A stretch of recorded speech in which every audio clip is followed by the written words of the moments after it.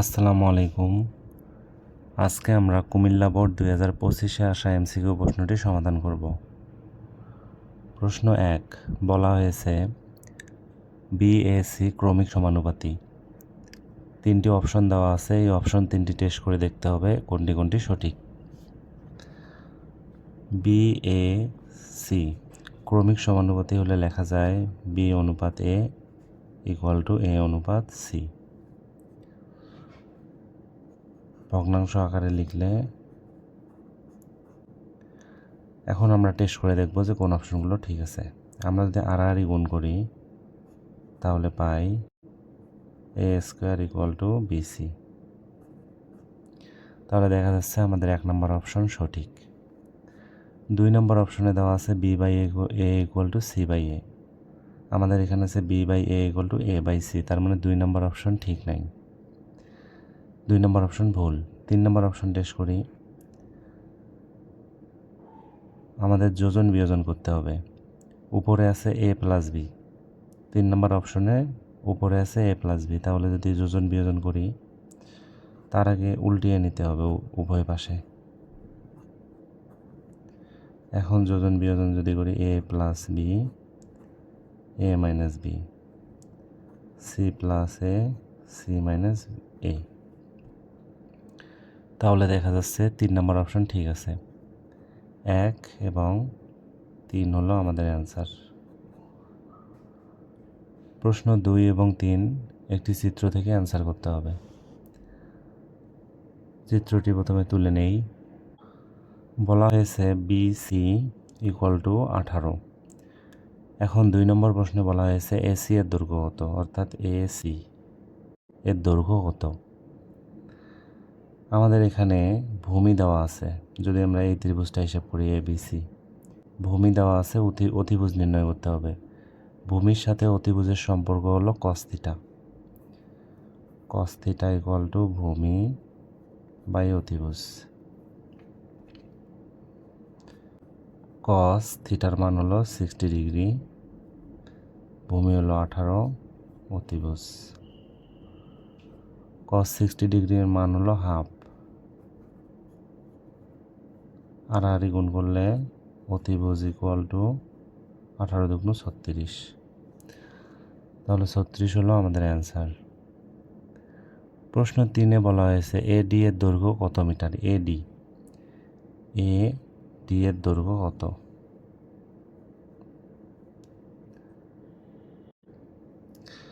আমরা যদি A B D এই ত্রিভুজটা হিসাব করি তাহলে আমরা দেখব যে আমাদের এখানে একটা কোণ দেওয়া আছে। এখন আমাদের যে কোনো একটা বাহু দেয়া থাকলে আমরা আরেকটা বাহু বের করতে পারবো। তো আমরা যেটা করব এ বি সি এই ত্রিভুজ থেকে এই লম্বটা বের করে নিব। লম্বটা বের করে নিলে আমরা লম্বর সাথে অতিভুজ বের করতে পারবো। তো এখানে লম্ব আমরা বের করার জন্য আমাদের এখানে ভূমি দেওয়া আছে 18, তা লম্বর সাথে ভূমির সম্পর্ক হলো tan theta. tan theta equal to লম্ব বাই ভূমি। এখানে থিটার মান হলো 60 degree, tan 60 degree equal to লম্ব বাই ভূমি হলো 18। tan 60 ডিগ্রি এর মান হলো √3, লম্ব বাই 18। যদি আড়াআড়ি গুণ করি লম্ব ইকুয়াল টু 18√3, তাহলে আমাদের এখানে লম্ব হলো 18√3। আমরা এখন লম্বর সাথে অতিভুজ বের করতে পারবো। তো লম্বর সাথে অতিভুজের সম্পর্ক হলো sine theta. Sine theta equal to লম্ব বাই অতিভুজ। সাইন এই ত্রিভুজে থিটা এর মান হলো 30 ডিগ্রি, লম্ব হলো 18√3, অতিভুজ।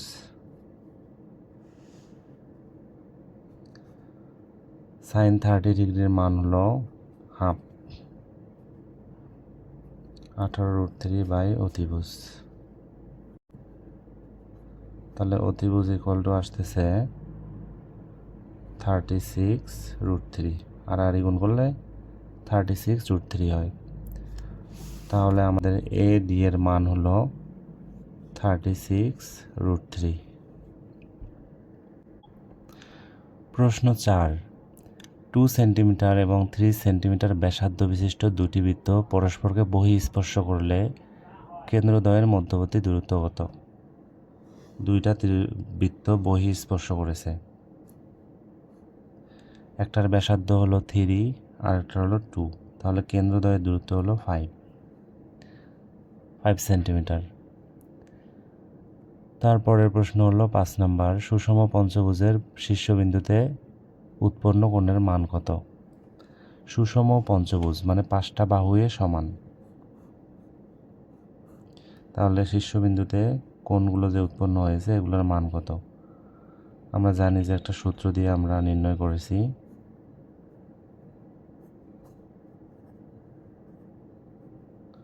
n-2 180 degree by n, n মানে হলো বাহুর সংখ্যা, 5 - 2 180 ডিগ্রি,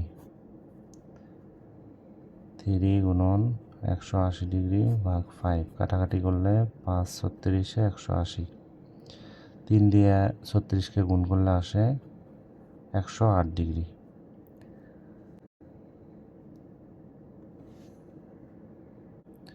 প্রশ্ন 6, কোন শর্তে a⁴x = a⁴y হলে x = y হবে? a⁴x = a⁴y হলে x = y হবে, অর্থাৎ xy সমান হবে। কোন শর্তে?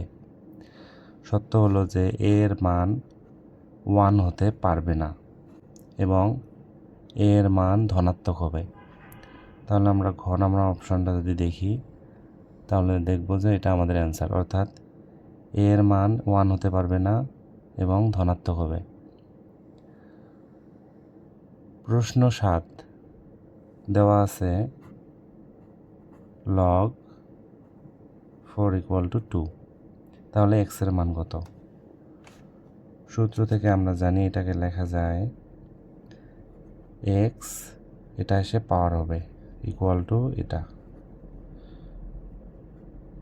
তাহলে x², এটাকে 2² লেখা যায়, দুই পাশ থেকে স্কোয়ার আউট হয়ে যায়, তাহলে x = হয় 2। প্রশ্ন 8, বলা হয়েছে PQR একটি সমকোণী ত্রিভুজের কোণ Q হলো এক সমকোণ এবং কোণ P = 2 কোণ R হলে নিচের কোণটি সঠিক। বলা হয়েছে কোণ Q হলো এক সমকোণ এবং কোণ P =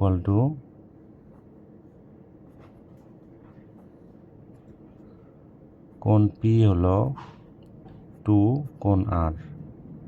যেহেতু ত্রিভুজের 3 কোণের সমষ্টি 180 ডিগ্রি হয়, এটা 90 ডিগ্রি গেলে থাকে হলো 90 ডিগ্রি। এখন বলা হয়েছে কোণ P হলো কোণ R এর দ্বিগুণ, তার মানে এটা হবে 60 ডিগ্রি আর R হবে 30 ডিগ্রি। এখন আমরা অপশনগুলো মিলাই দেখব কোনটি আমাদের ঠিক আছে। আমরা প্রথমে ভূমির সাথে অতিভুজ চেক করি, তা ভূমির সাথে অতিভুজের সম্পর্ক হলো cos θ,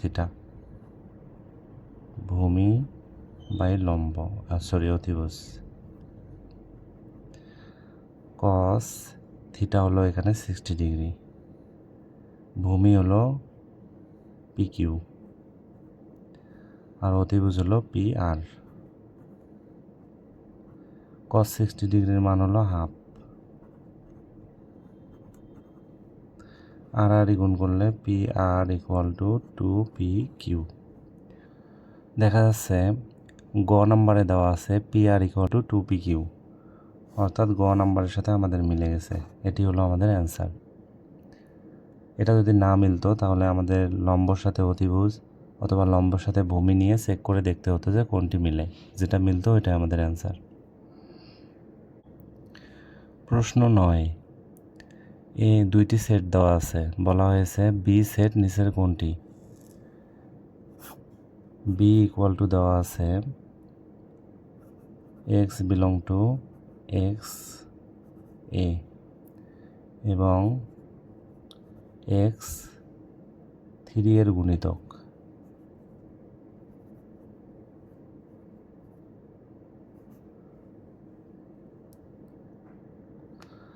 এ ইকুয়াল টু দেওয়া আছে 6, 7, 8, 9, 11, 12, 13। আচ্ছা, এখন আমাদের সেট গঠন পদ্ধতিতে দেওয়া আছে, আমাদের তালিকা পদ্ধতিতে প্রকাশ করে দেখতে হবে কোনটি সঠিক। প্রথম শর্ত হলো এক্স বিলংস টু এ, মানে এক্সের মানগুলো এতে আছে। ওকে, এগুলো নিলাম, এর মানগুলো নিলাম।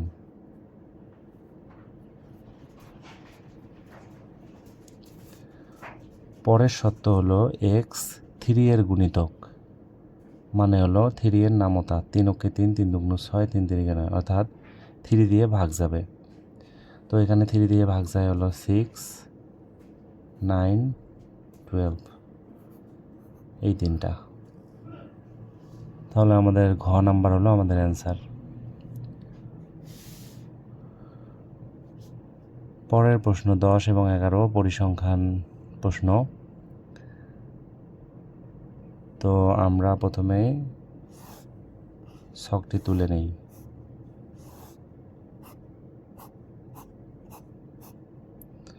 প্রথমে ব্যক্তি, গণসংখ্যা।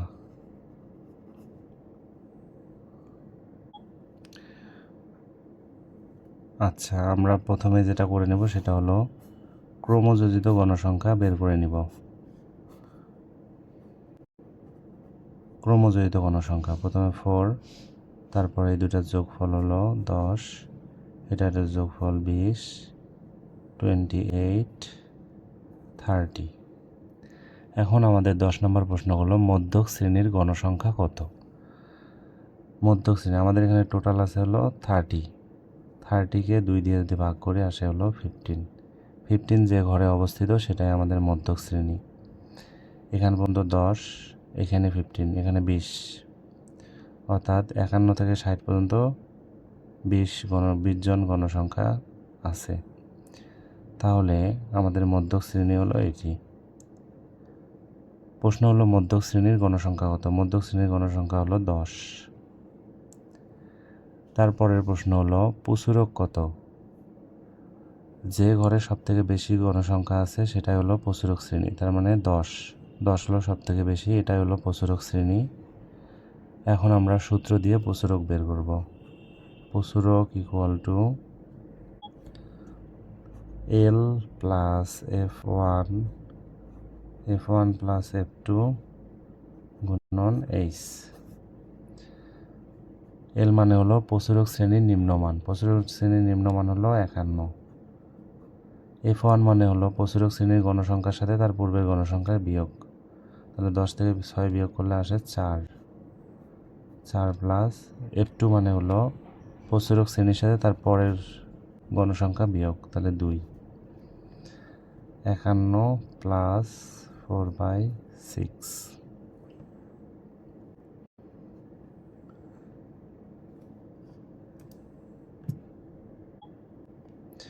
গুণন আমাদের এখানে এইচ দেওয়া আছে। এইচ হলো শ্রেণী ব্যবধান হলো এখানে 10, তাহলে ক্যালকুলেশন করে আসতেছে 51 প্লাস এখানে কাটাকাটি যদি করি 2, 3, উপরে হয় 20, নিচে হয় 3। 20কে 3 দিয়ে ভাগ করে 51 সাথে যোগ করলে আসে 57.67। এটা হলো আমাদের অ্যান্সার। প্রশ্ন 12, কোনো উপাত্তের পরিসর 67 এবং সর্বোচ্চ মান 85 হলে সর্বনিম্ন মান কত। আমরা জানি সর্বোচ্চ মান প্লাস সর্বনিম্ন মান, সর্বোচ্চ মান মাইনাস সর্বনিম্ন মান প্লাস 1 ইকুয়াল টু পরিসর। তো আমাদের এখানে সর্বোচ্চ মান দেওয়া আছে 85 মাইনাস সর্বনিম্ন মান। প্লাস 1 ইকুয়াল টু পরিসর হলো 85, পরিসর হলো 67। তাহলে সর্বনিম্ন মানকে ওই দিকে নিয়ে যাই, এদিকে 85 প্লাস 1 মাইনাস 67 ইকুয়াল টু সর্বনিম্ন মান, মাইনাস সর্বনিম্ন ওইদিকে গিয়ে প্লাস হয়ে যায়। তাহলে এখানে যোগ বিয়োগ করলে আসতেছে 19। তাহলে সর্বনিম্ন মান হলো 19। প্রশ্ন 13, fx ইকুয়াল টু দেওয়া আছে x cube minus x minus 24। বলা হয়েছে এক্স এর কোন মানের জন্য fx equal to 0। X cube minus x minus 24 বলা হয়েছে এক্স এর কোন মানের জন্য এটা ইকুয়াল টু 0 হবে।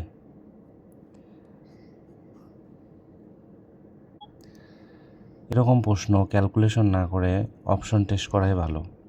আমরা অপশনগুলো এখানে এক্সের জায়গায় বসিয়ে দিয়ে দেখব কোন মানের জন্য 0 হয়। আমরা যদি 2 বসাই তাহলে আসতেছে 2 কিউব মাইনাস 2 24, 8 মাইনাস 2 মাইনাস 24। এটা যোগ বিয়োগ করলে 0 হইতেছে না। 3 বসাই, 3 cube minus 3 minus 24 equal to 0। 27 minus এটা যোগ করলে আসতেছে 27 ইকুয়াল টু 0 আসতেছে। তার মানে খ নাম্বার হলো আমাদের অ্যান্সার। প্রশ্ন 14, বলা হয়েছে কোনো বৃত্তের অধিচাপে অন্তর্লিখিত কোণ কি হবে। অধিচাপ মানে হলো আমরা যদি 2 ভাগে ভাগ করে নিই, এটা হলো উপচাপ অর্থাৎ ছোট, আর বড় অংশটি হলো অধিচাপ। বলা হয়েছে অধিচাপে অন্তর্লিখিত কোণ কি হবে। এটা 90 ডিগ্রি এর থেকে ছোট হবে, কারণ ব্যাস থেকে কোণ আঁকলে সেটা 90 ডিগ্রি হয়। তার থেকে যদি আমরা ছোট চাপে থেকে কোণ অঙ্কন করি সেটা 90 ডিগ্রি এর থেকে ছোট হবে। তাহলে সূক্ষ্ম কোণ হলো আমাদের অ্যান্সার। অর্থাৎ অধিচাপে যদি আমাদের কোনো কোণ অঙ্কন করা হয় অন্তঃকোণ, সেটা 90 ডিগ্রি এর থেকে ছোট হবে। পরের প্রশ্ন দেওয়া আছে 2x plus 2x equal to 3। তাহলে x square plus 1/x square এর মান কত। x square plus 1/x square এর মান কত। আমরা এই সূত্র অনুযায়ী লিখতে পারি x plus a square plus b square সূত্র হলো whole square minus 2ab, x কেটে যায়, x plus 1/x whole square minus 2। তো আমাদের যেটা দেওয়া আছে সেটা হলো 2x plus 2/x equal to 3। 2 যদি কমন নেই তাহলে থাকে x plus 1/x equal to 3, x plus 1/x equal to 3/2। এই মানটা এখানে বসায় দিই, 9/4 মাইনাস 2, 9 মাইনাস 4 দুগুণ 8, 4, 1/4। 1/4 হলো আমাদের অ্যান্সার। প্রশ্ন 16, দুটা পৌনঃপুনিক সংখ্যা দেওয়া আছে, এর গুণফল কত। তো আমরা সাধারণ ভগ্নাংশ বানিয়ে নিয়ে তারপর আমাদের ক্যালকুলেশন করতে হবে।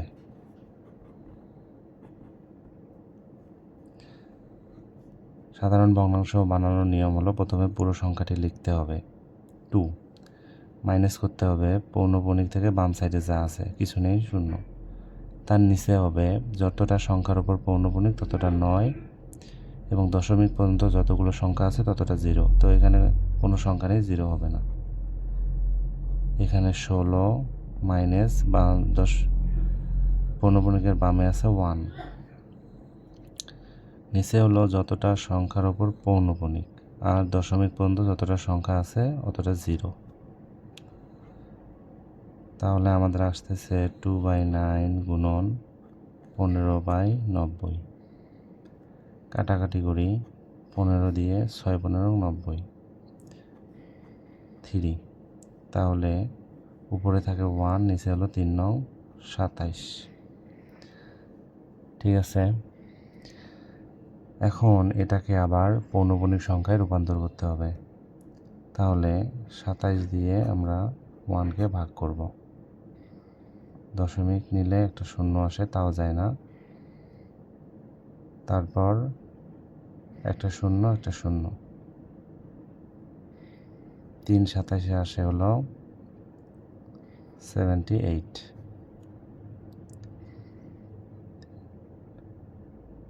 75 সরি 81, বিয়োগ করলে আসে 19, এটি শূন্য নেই, 190।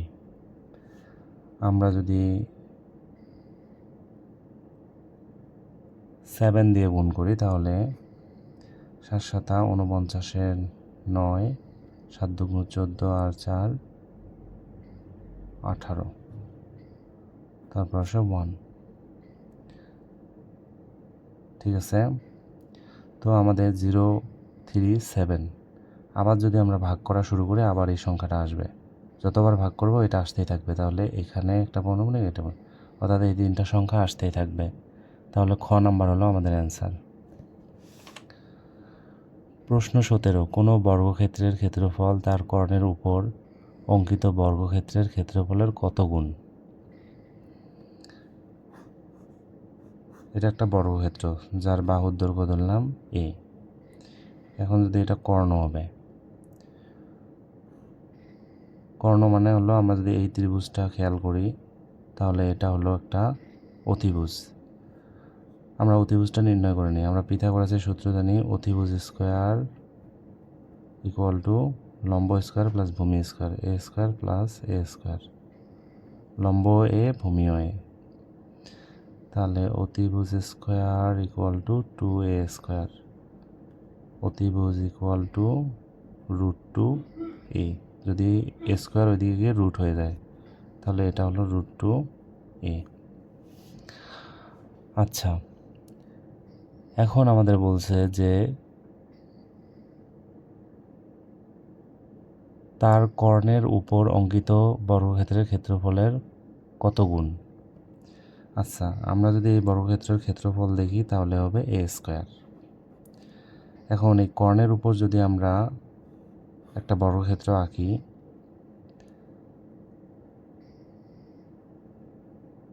তাহলে আসতেছে √2a whole square equal to 2a square. এখন আমাদের বলছে যে এই প্রথমের যে বর্গক্ষেত্র আছে এটার ক্ষেত্রফলের কত গুণ।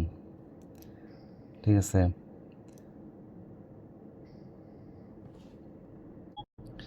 আমাদের এখানে ভালোভাবে খেয়াল করতে হবে। বলা হয়েছে কোনো বর্গক্ষেত্রের ক্ষেত্রফল তার কর্ণের উপর অঙ্কিত বর্গক্ষেত্রের ক্ষেত্রফলের কত গুণ। আমাদের বলছে এই যে ছোট যে বর্গক্ষেত্রটা আছে প্রথমে, এটার ক্ষেত্রফল কর্ণের উপর অঙ্কিত বর্গক্ষেত্রের কত গুণ। তাহলে আমাদের যেটা করতে হবে যে এটার ক্ষেত্রফলকে ভাগ দিতে হবে কর্ণের উপর অঙ্কিত বর্গক্ষেত্রের ক্ষেত্রফল দিয়ে, কাটাকাটি যায়, আসে হলো হাফ, তাহলে হবে অর্ধেক। প্রশ্ন 18, x-4 whole square equal two 0 সমীকরণের মূল কতটি? x-4 whole square equal two 0। আমরা যদি এটা সূত্র ভেঙে দেই তাহলে এক্সের উপর স্কোয়ার আসবে। এক্সের সর্বোচ্চ পাওয়ারই হলো ওর মূল সংখ্যা, তার মানে এখানে 2 আছে, তাহলে এক্সের 2টা মূল পাওয়া যাবে। এখানে এই সমীকরণের 2টা মান পাওয়া যাবে, তাহলে খ নাম্বার হলো আমাদের অ্যান্সার। প্রশ্ন 19, একটা ধারা দেওয়া আছে, বলা হয়েছে ধারার অষ্টম পদ কত? 64 32 16 8। বলা হয়েছে এই ধারার অষ্টম পদ কত? আমরা যদি প্রথম পদ দিয়ে দ্বিতীয় পদকে ভাগ করি তাহলে পাবো হাফ, এটা দিয়ে এটাকে ভাগ করলে হাফ পাবো, এটা দিয়ে এটাকে ভাগ করলে হাফ পাবো। তো তার মানে এটা হলো গুণোত্তর ধারা। তো গুণোত্তর ধারার কোনো পদ নির্ণয় সূত্র হলো ar⁻n-1। আমরা এখানে মানগুলো বসিয়ে দিলে আমরা উত্তর পাবো, কিন্তু যেহেতু আমাদের অষ্টম পদ বের করতে বলছে, তো এটা তো 4টা দেওয়াই আছে আর 4টা, সেটা আমরা এত সূত্র ব্যবহার না করে ডাইরেক্ট আমরা এখানে বের করে নিতে পারবো।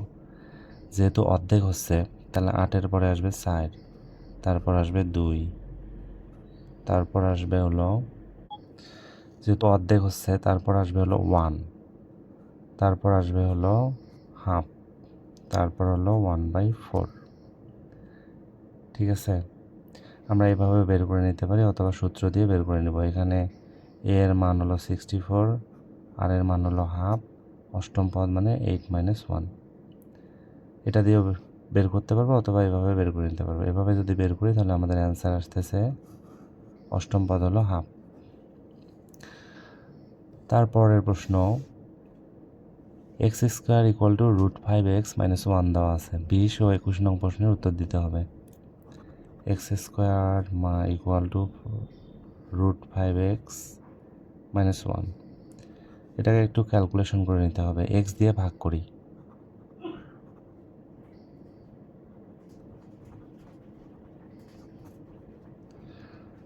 এখানে কাটা যায়।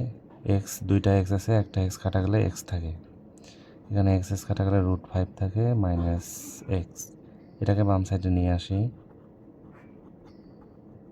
√5। এখন আমরা ক্যালকুলেশন করে দেখি x + 1/x এর মান কত। x + 1/x এর মান হলো √5, তার মানে 20 নম্বরের অ্যান্সার পেয়ে গেছি। তারপর হলো x³ + 1/x³, এটার মান কত। a³ + b³ এর সূত্র থেকে আমরা জানি a + b whole cube -3ab * a + b। এখানে x কেটে যায়, মান বসায় দেই, √5³ -3 √5 এর উপর কিউব মানে 3টা √5, 2টা গুণ করলে 5 হয় আর একটা √5 থেকে যায়। 3টা √5 √5 √5, 2টা গুণ করলে 5 হয় আর একটা √5 থেকে যায়। তাহলে 5 √5 থেকে 3 √5, 2 √5। এটা হলো অ্যান্সার। প্রশ্ন 22, সর্বনিম্ন কয়টি উপাত্ত জানা থাকলে একটি সামান্তরিক অঙ্কন সম্ভব। একটা চতুর্ভুজ আঁকতে 5টি জিনিসের প্রয়োজন হয়, মিনিমাম 5টি। তো আমরা সামান্তরিক যদি দেখি তাই এর বিপরীত বাহুগুলো হলো সমান। আমরা যদি একটা বাহু জানি তাহলে আমাদের 2টা বাহু জানা হয়ে যাচ্ছে। তাহলে আমরা এই বাহুটা এবং এই বাহুটা, এই 2টা জানলে আমাদের 4টা হয়ে যাচ্ছে। আর একটা যে কোনো একটা কোণ অথবা একটা কর্ণ জানলেই হয়ে যাবে। তাহলে আমাদের টোটাল তথ্য লাগবে সামান্তরিক আঁকতে 1টা 2টা 3টা। মিনিমাম আমাদের 5টা লাগে, কিন্তু যেহেতু এখানে একটা জানলেই 2টার কাজ হয়ে যাচ্ছে, এই জন্য আমাদের টোটাল 3টা তথ্য থাকলেই আমরা সামান্তরিক আঁকতে পারবো। তারপরের প্রশ্ন হলো 23 নাম্বার। একটা চিত্র দেওয়া আছে,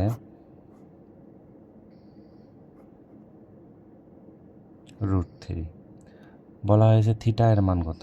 আমাদের এখানে অতিভুজ দেওয়া আছে, ভূমি দেওয়া আছে, তাহলে cos θ = ভূমি বাই অতিভুজ। cos θ = ভূমি হলো এখানে √3, 2 হলো অতিভুজ। cos θ = √3/2। cos θ এর মান হলো cos 30 ডিগ্রি। cos উঠে যায়, θ = 30 ডিগ্রি। 30 ডিগ্রি হলো আমাদের অ্যান্সার। পরের প্রশ্ন 24, পি = একটা সেট দেওয়া আছে, সেটের প্রকৃত উপসেট কতটি। পি দেওয়া আছে 2 4 6 8। এখানে 4টা উপাদান আছে, তো আমরা টোটাল উপসেট বানাতে পারি n(t). এখানে 4 আসে হলো 16টি উপসেট বানাতে পারি, কিন্তু প্রকৃত উপসেট হবে 16 থেকে 1 বিয়োগ যাবে 15। কারণ এগুলো থেকে যখন আমরা সেট বানাবো তখন একটি সেট হবে ঠিক এইটাই, 2 2 4 6 8। এটা হলো অপ্রকৃত সেট, অর্থাৎ এই সেটটা এবং আমরা এখান থেকে যে সেটটা বানাবো একই হয়ে যাচ্ছে। তাহলে আমরা টোটাল যতটি সেট পাবো সেটা থেকে 1 বিয়োগ করলেই প্রকৃত উপসেট পাবো। প্রশ্ন 25, বৃত্তের ঘূর্ণন প্রতিসমতার মাত্রা কত? আচ্ছা,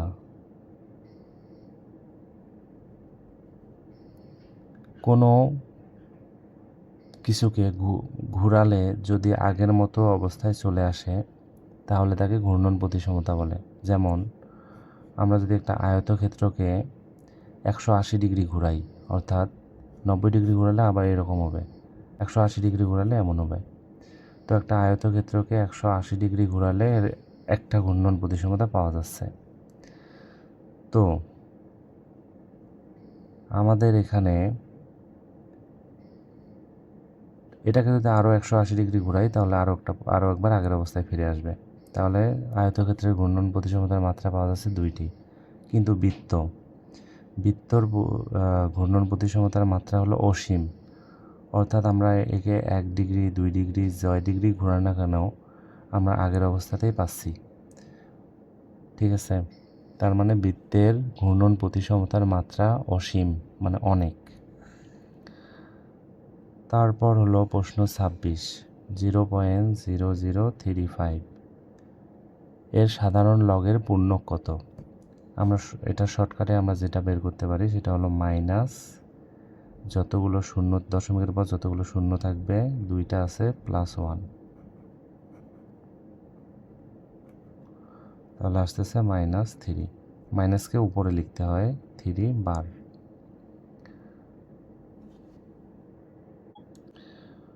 প্রশ্ন 27, একটি বৃত্তের ব্যাস 26 সেন্টিমিটার হলে এর ক্ষেত্রফল কত বর্গ সেন্টিমিটার?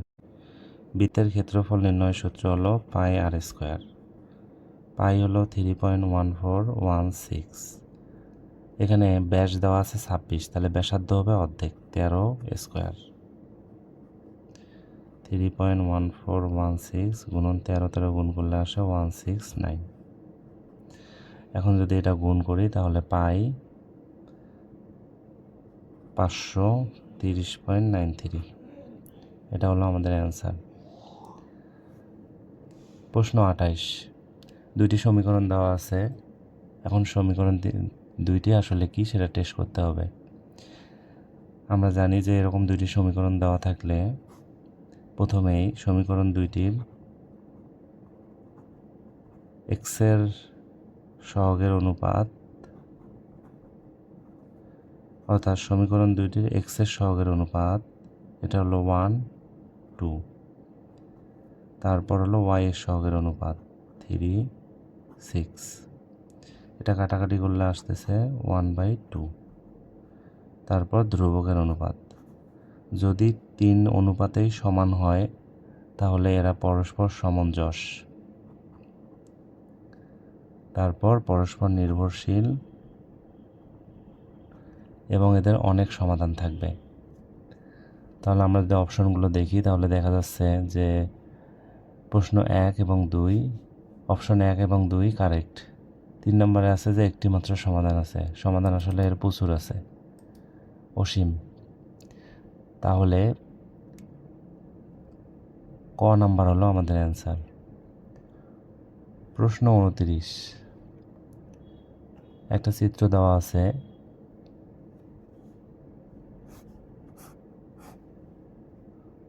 CD ও AB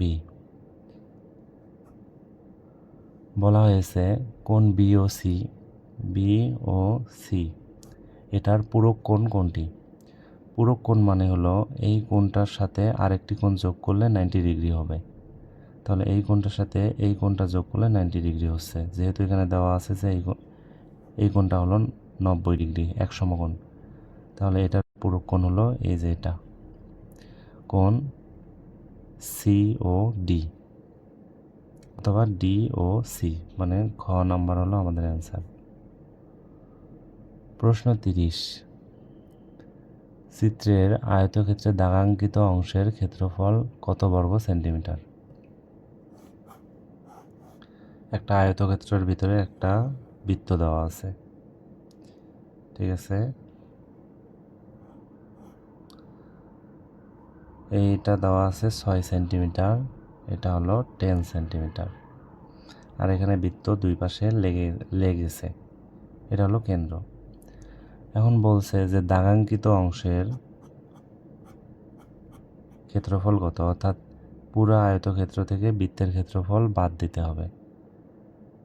তো আমরা যদি এখানে টানি তাহলে বৃত্তের ব্যাসার্ধ পাচ্ছি 3, যেহেতু এটা পুরোটাই হলো 6, ব্যাসার্ধ হবে 3। তাহলে বৃত্তের ক্ষেত্রফলে প্রথমে আয়তক্ষেত্রের ক্ষেত্রফল নির্ণয় করি। ভূমি গুণন উচ্চতা, ভূমি হলো 6, উচ্চতা হলো 10, 60।